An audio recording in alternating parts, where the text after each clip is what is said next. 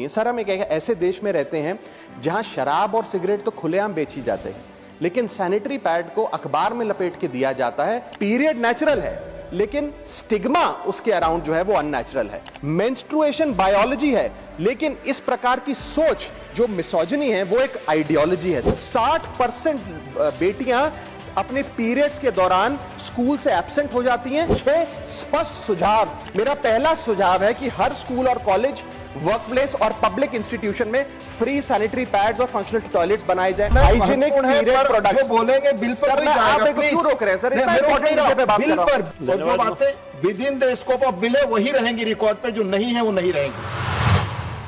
मैं आज एक मेंबर ऑफ पार्लियामेंट के तौर पे नहीं, बल्कि एक ऐसे स्पोक्सपर्सन के तौर पर बात करना चाहता हूं जो स्पोक्सपर्सन भारत की आधी आबादी को रिप्रेजेंट करता है, और एक ऐसे विषय को इस बिल में इंक्लूड कराना चाहता हूं जो देश की आधी आबादी हर महीने फेस करती है। वो इशू है मेंस्ट्रुअल हेल्थ का और मेंस्ट्रुअल हाइजीन का।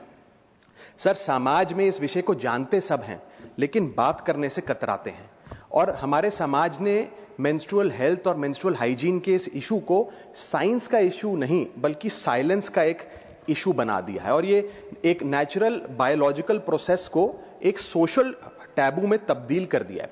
सर, ये विषय तो नेचुरल है, लेकिन इस पर बात ना करना अननेचुरल है।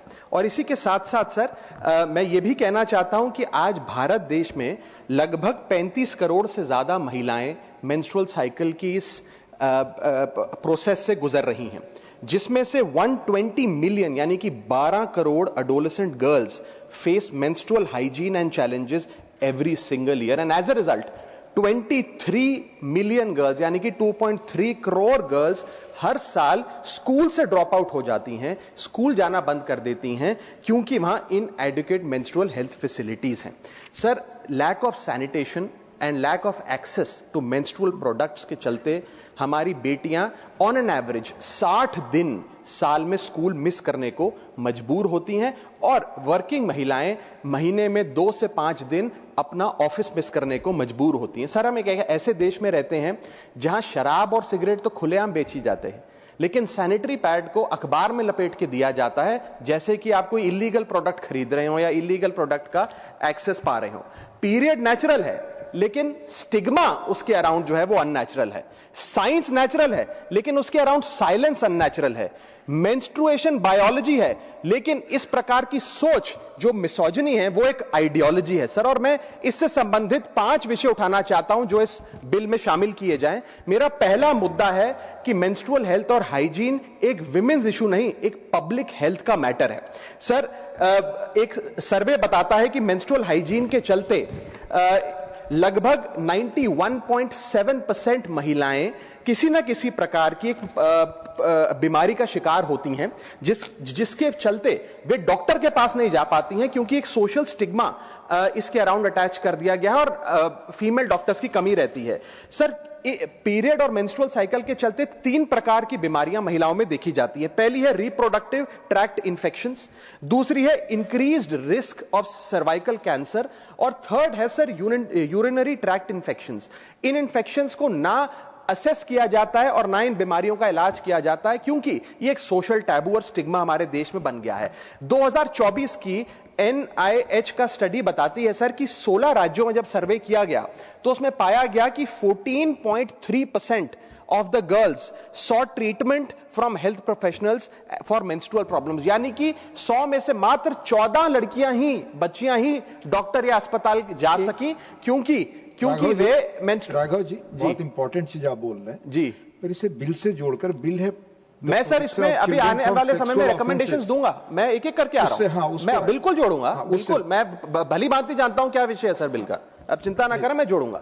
इसी के साथ साथ सर 3-4 प्रकार की अहम बीमारियां हैं जो मेंस्ट्रुअल साइकिल जो महिलाएं जिस दौर से गुजर रही होती हैं उनमें देखी जाती है, जैसे कि एंडोमेट्रियोसिस, PMDD, PCOS, और ये तमाम बीमारियां अनडायग्नोज रह जाती हैं क्योंकि इनसफिशिएंट क्लिनिकल ट्रेनिंग है और इसे एक टैबू माना गया है। दूसरा विषय है सर, ये विमेन्स इशू नहीं बल्कि एक एजुकेशन का इशू है, जिसके चलते 60% बेटियां अपने पीरियड्स के दौरान स्कूल से एब्सेंट हो जाती हैं या स्कूल छोड़ने पर मजबूर हो जाती है, और खास तौर पे ये रूरल एरियाज के स्कूल्स में देखा जाता है। सर, टॉयलेट होना एक चीज है, लेकिन यूजेबल टॉयलेट होना एक और चीज है। इसमें बहुत फर्क है। और यदि टॉयलेट में पानी नहीं, प्राइवेसी नहीं, सोप नहीं, डिस्पोजेबल बिन नहीं और सैनिटरी पैड्स नहीं, तो वो टॉयलेट नहीं, मात्र एक कमरा है। इसी के चलते मैं कहना चाहता हूं कि सैनिटरी इंफ्रास्ट्रक्चर फैसिलिटी का जो गैप है, ये एक इंफ्रा गैप नहीं है, ये डायरेक्टली हमारी बेटियों की एजुकेशन से लिंक्ड है। थर्ड प्रॉब्लम है सर कि ये विषय विमेन्स इशू नहीं बल्कि एक डिग्निटी का इशू हमारे देश में बन गया है। Sir every day we see realities and cultural stigmas, और मैं कुछ स्टैटिस्टिक्स के आधार पे आपको बताना चाहता हूं कि डीप रूटेड कल्चरल टैबूज और रिलीजियस नोशंस के चलते जो महिलाएं अपने पीरियड से गुजर रही होती है, उन्हें एक इम्प्योर या अशुद्ध कहकर किनारे कर दिया जाता है। उन्हें किचन में प्रवेश नहीं किया करने दिया जाता, बहुत जगहों पे उन्हें सामाजिक फंक्शंस में नहीं आने दिया जाता है। और 33% ऑफ द विमेन, एक सर्वे के मुताबिक उन्होंने यह रिपोर्ट किया that they had no knowledge about menstruation before their first period arrived. यानी कि 1/3 महिलाएं ऐसी हैं जिन्हें अपने पीरियड के बारे में जानकारी भी नहीं थी कि ऐसी कोई चीज होती है, क्योंकि लैक ऑफ एजुकेशन है, एक सोशल टैबू है, एक स्टिग्मा है। 28% महिलाओं ने यह कहा एक सर्वे में कि वे आइसोलेटेड महसूस करती हैं मेंस्ट्रुएशन के दौरान, reflecting practices of temporary exclusion with in their households. Sir इसके साथ साथ 32% महिलाओं ने कहा कि अपने पीरियड के दौरान वे एक्सक्यूजेस बनाकर उसे हाइड करने का प्रयास करती हैं क्योंकि वे स्ट्रॉन्ग सोशल प्रेशर महसूस करती हैं। और इसी के साथ साथ एक नेशनल सर्वे बताता है कि 61.4 girls acknowledge societal embarrassment surrounding menstruation, which effectively highlights the normalization of this stigma.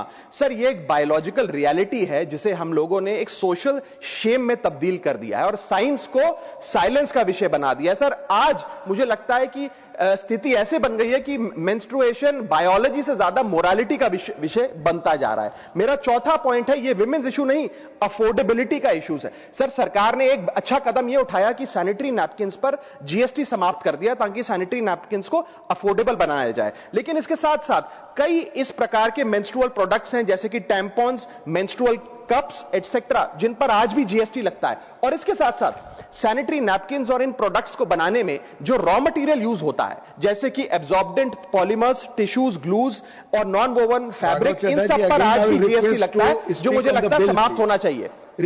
Speak on the bill. मैं आ रहा हूं सर, आ रहा हूं। I'll come to the subject. I will make recommendations. अलग सब्जेक्ट है। I will make recommendations. Sir, permit me to speak. I will make recommendations. I'm coming to that. बिल्कुल आऊंगा। Period poverty एक वास्तविकता है सर, और उस पीरियड पावर्टी से मेरा मतलब है कि क्योंकि मेंस्ट्रुअल हाइजीन से रिलेटेड जो प्रोडक्ट्स हैं वो बाजार में इतने महंगे मिलते हैं, ऑन एन एवरेज एक महिला को 300 से 500 रुपए महीने अपनी मेंस्ट्रुअल हाइजीन पे खर्च करना पड़ता है, which is twice the minimum daily wage in India, and as a result only 36% of 35 crore Indian women use hygienic period products. जो बोलेंगे बिल पर नहीं जाएगा, आप एक क्यों रोक रहे हैं सर? इतना इंपॉर्टेंट विषय पे बात कर रहा हूं। बिल मैं आ रहा हूं सर, मेरे को बोलने, मेरा ये काम है आपको बताना। मैंने सुन लिया सर, मैं बिल्कुल आ रहा हूं। अगेन आप आ रहे हैं, मैं बहुत देर से सुन रहा हूं। The protection of sir, I want to, sexual offenses, I want all these to be included in this bill. You speak on the bill. Yes, it concerns our women, our daughters, and I want this to be included in the bill. Come on that. I want this included in the bill. उस bill पर बोलिए। So do I have the permission to speak? I want this included in the bill. भूमिका के बजाय bill पर आइए, बोलिए जितना समय बोले। But I want this to be included in the bill. Please. मैं ये कह रहा हूं, इसको इंक्लूड करिए बिल में। इसमें क्या समस्या है सर?